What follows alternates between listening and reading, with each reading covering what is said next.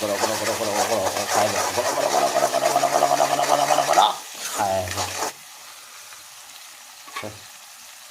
thay rồi thế này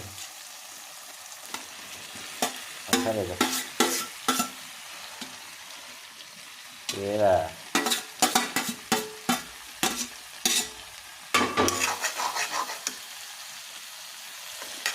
nó cuộn lên xin em thế tại vì đó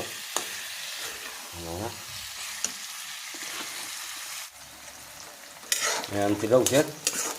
mà chú khá là sắt đấy brown tớ cá đấy rồi là này mấy tay mình đó sẽ nằm su sẽ nằm gỡ hingga muro ke suhu sih HP ini masih CP sih diện mà không người CP cái tay này con có khai rồi thế đó thì chỉ scan dùng đúng là thì và sẽ mọc không dùng đúng hay trời mà không dùng đúng như là sai mà chúng không bao ấy đó thì scan mình mà hạ một tha để ngắn ui mà những cái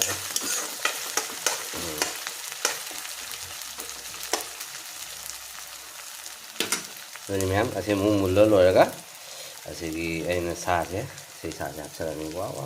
thế rồi ấy đi hawai thùng ra đây cái rồi em tất cả nó dừng mình là gì rồi em bằng cái một lát thùng với cái nó sẽ ổn thô đấy sẽ cái tôi mới tu cái răng với hạt hầu là cái mày này thùng với style là ngon lắm rồi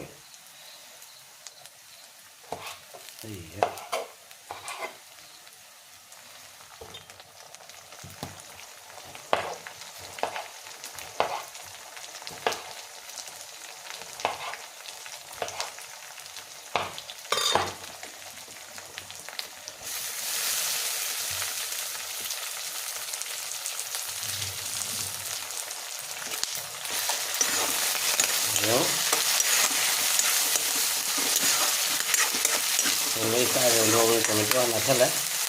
mà chúng học sao tụi nó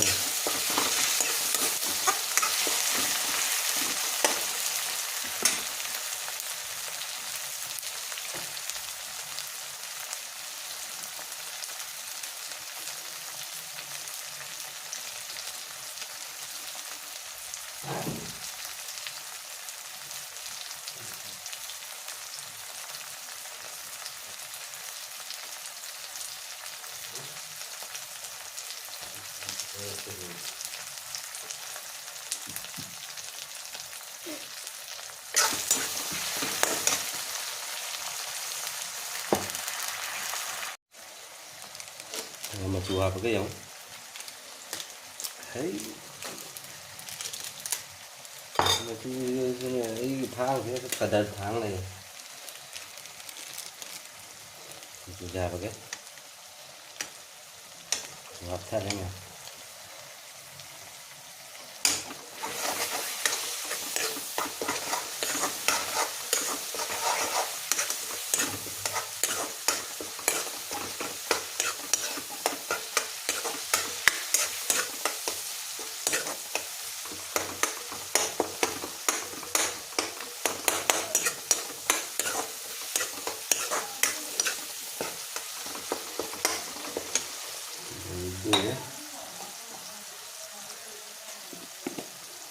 thì mà rồi hiện tại bấm đi qua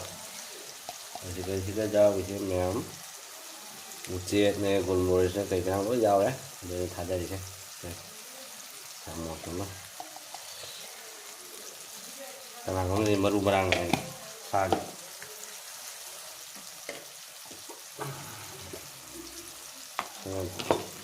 thang thế là còn một số số vợ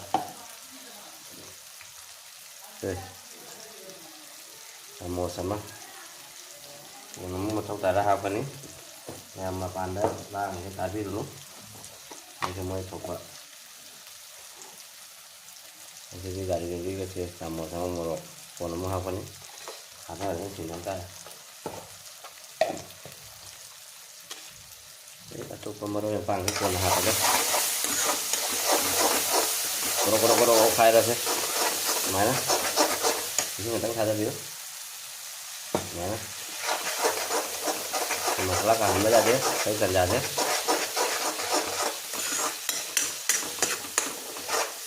ꯁꯤ Bihari style ꯍꯥꯏꯗꯣꯏꯔꯥ ꯑꯁꯥꯃꯤꯁ style ꯍꯥꯏꯗꯣꯏꯔꯥ ꯃꯌꯥꯝ ꯀꯃꯦꯟ ꯇꯧꯔꯣ ꯁꯨꯃꯥꯏꯅꯁꯨ ꯊꯣꯡꯕ ꯌꯥꯎꯕꯤꯔꯒꯗꯤ ꯉꯧꯕ ꯌꯥꯎꯕꯤꯔꯒꯗꯤ ꯑꯩꯅ video ꯇꯧꯔꯤꯉꯩ ꯀꯅꯥ ꯌꯦꯡꯉꯛꯏꯁꯦ ꯑꯩ ꯊꯣꯡ ꯍꯥꯏꯐꯦꯠ ꯍꯥꯡꯗꯣꯛ ꯊꯝꯕꯅꯦꯕ ꯈꯪꯕ ꯃꯩꯈꯨ ꯃꯔꯥꯡ ꯃꯄꯥꯟ ꯆꯠꯁꯅꯨ ꯍꯥꯏꯅ ꯊꯣꯡ ꯑꯣꯇꯣꯃꯦꯇꯤꯛ ꯅꯨꯡꯁꯤꯠꯅꯅꯦ ꯅꯨꯡꯗꯥꯡ ꯃꯍꯤꯗꯣ ꯍꯩꯖꯤꯜꯂꯨꯅꯤ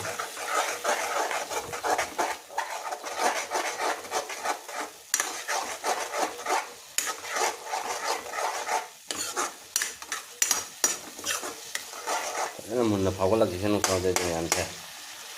ꯉꯥꯏꯍꯥꯛ ꯊꯝꯁꯤ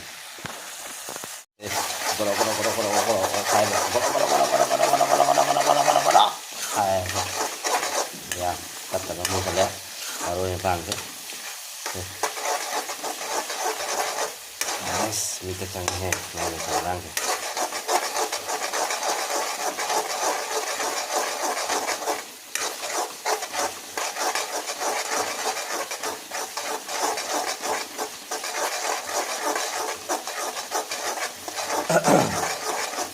ꯃꯅꯝꯗꯤ ꯂꯣꯏꯔꯦ ꯃꯔꯣꯏ ꯃꯄꯥꯡ ꯃꯅꯝꯁꯦ ꯃꯩ ꯇꯥꯏ ꯃꯌꯥꯝ ꯍꯥꯞꯄꯁꯤ ꯃꯨꯜꯂꯦ ꯄꯠꯊꯔꯒꯦ ꯅꯍꯥꯟ ꯄꯠꯊꯔꯒ 얘가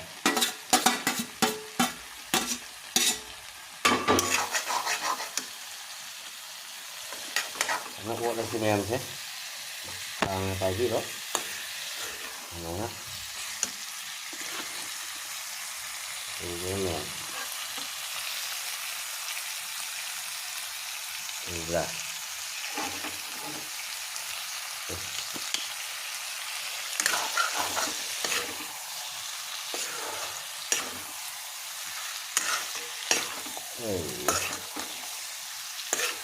nó tập tận nó có cái thùng dài là cái con này răng mà mình đi thùng một thằng hông là vậy thì thằng giải thùng một hộp một trong té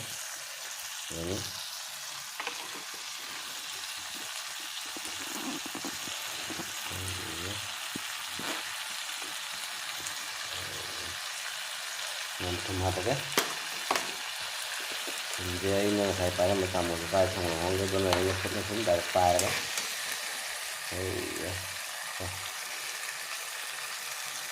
phải rồi không đặt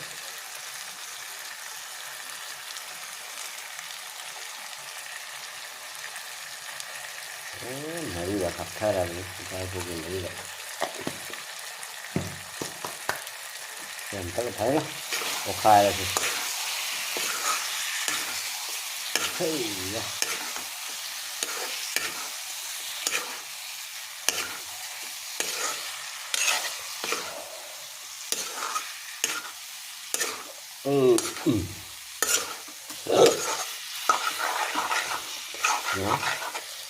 mây cắn nó để cắt ra thì có phải là nó lên bằng cặp sẽ là ngâu và thế đó là mây thì rút cắt nó lấy khai bây giờ đó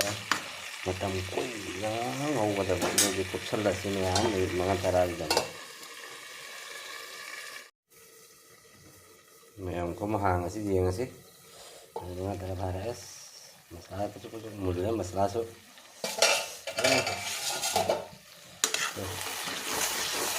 mà khai là nắp cái tấu đây rồi mấy color gì kiểu phải nắp rồi nè mấy cái nó sẽ quỳ chẳng gì cơ rồi học cái hào của nó hay mà không được nên cơ anh là xa rồi thì nó hào của nó tiếp anh là nhãn thòng bí về luôn ngoài đó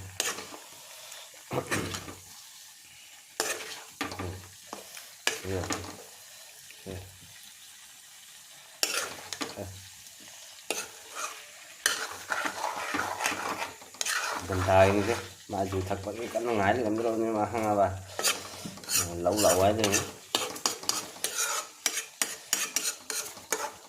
mình mà cha bây giờ video tập là cái mà là học cha bây giờ chụp bây giờ cũng hay chụp cái rồi mà video chơi cái mèo với điểm có một cục bơ xì nó trang này có mèo phê cá thì sẽ chỉ moro nữa mà phải đấy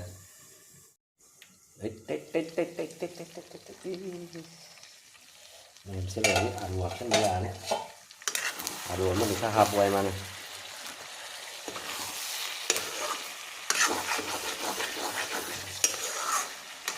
nak pindah na lang ito tara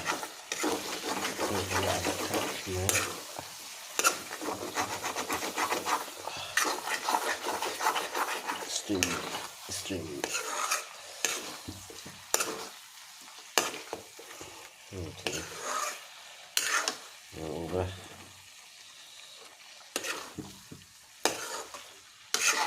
này lấy tham là bắt cái một cái tàuเลย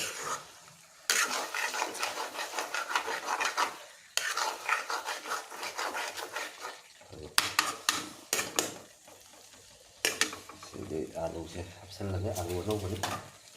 मैं जाते हैं है ये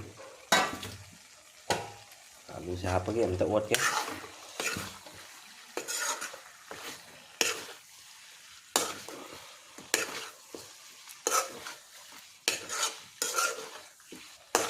जी कान से नहीं नहीं चाह नहीं तो ली पाप नोरो फबुंग तो नहीं चाह ली फबुंग तो चाह रहा है इसमेंมีเนี่ยมีเทียนจ้ามาจากนี้คือตามใช่ไหมปะนรกเบียร์ซากี่มาจ้าแต่มีมังอาตรากี่แต่มาคุบชันเลยแม่ผมก็จริงมีอะไรสิอะไรกันนะผมจะอุคายสิดูละดูดราม่าเลยแม่วันนี้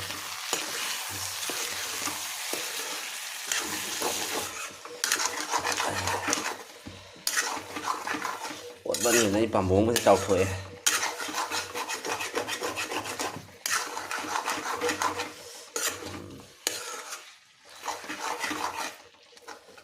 รู้ไหมครับสมัยสตีนใช่รู้ไหมครับสมัยโอ้ยก็จะมีใบสตีนมีเอ็กเซียงเลยป่ะนี่เซียงที่เซียงเยอะที่แบบมีราเลย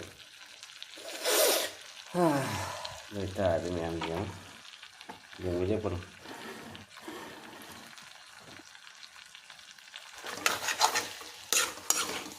cho nó căng bút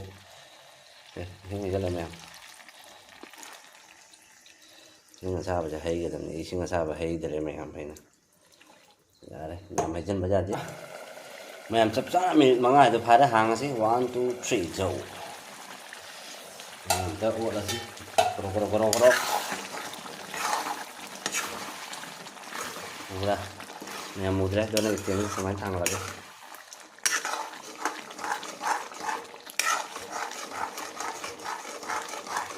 pakai note tong sana dong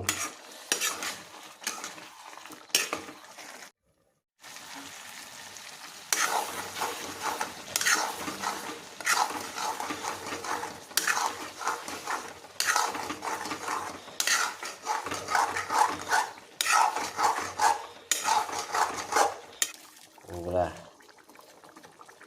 nah sin saya naik style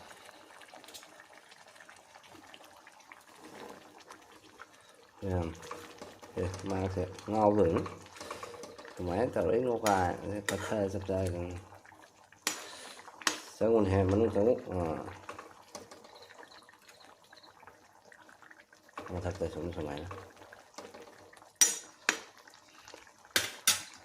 cột sân lại mình đi đến nhiều hôm thì cả xem mình mang cái thảm giả còn thế chứ cả thì em chắc chắn là mini đani cái Canon second Canon xịn đấy đó hàng xem em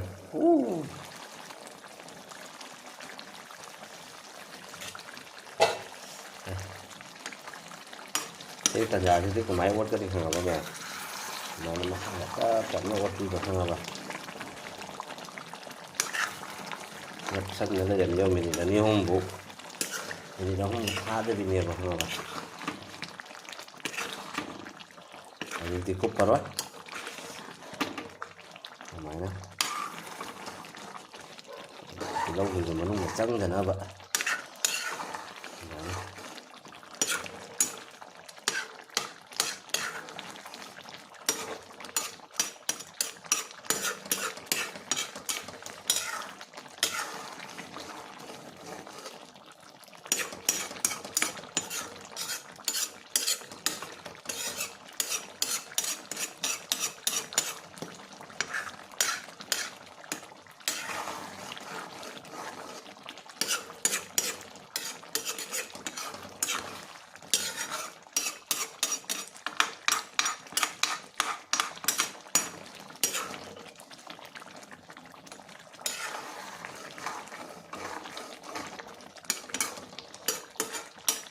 gravy ini tàu hết nè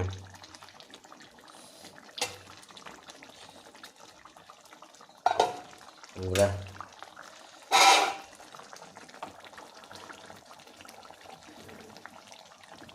siang kali sebenarnya itu yang berminyak siang itu kain masak saya ini air garam masala minyak kasih itu ada di bawah mahapro garam masala nanti garam masala ini asih mau nanti dulu ya sih kemana hal ini ada yang juga cara ya nah itu masak cara kok nelaw laga saya mem saya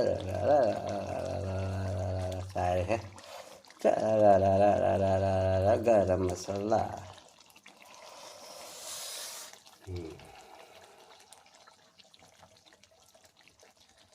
masala tuh maafkan dulu jaga benar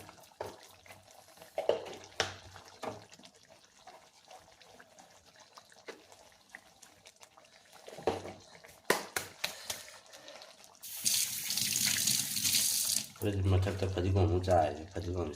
saya boleh hem masih gitu. Jadi tadi mem video saya, matang sih kalau isal lagi mem, lagi makong marang ngau sih, loy mem. Mana sih cai yang saya suah, kanan pula sok kau di kanan, saya suah. Lo, korai betul lo. Gimana caranya ya, mama hiji juta mahi losan gale ba khanga ba moi gi masi gi ini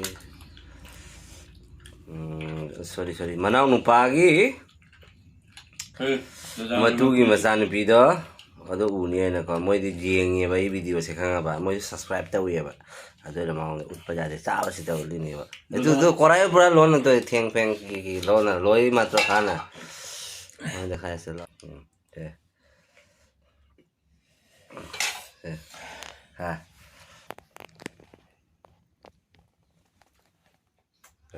kha pura kha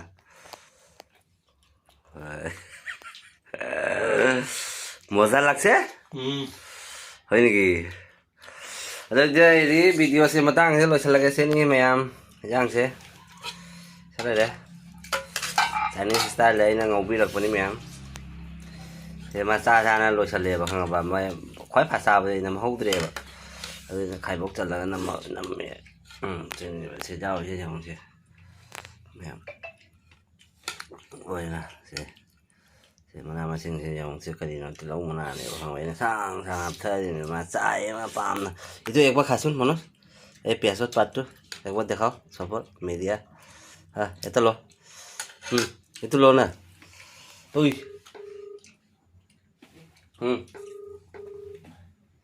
itu loh ayo gede macam ni jadi meyam nusul lagi meyam video sementara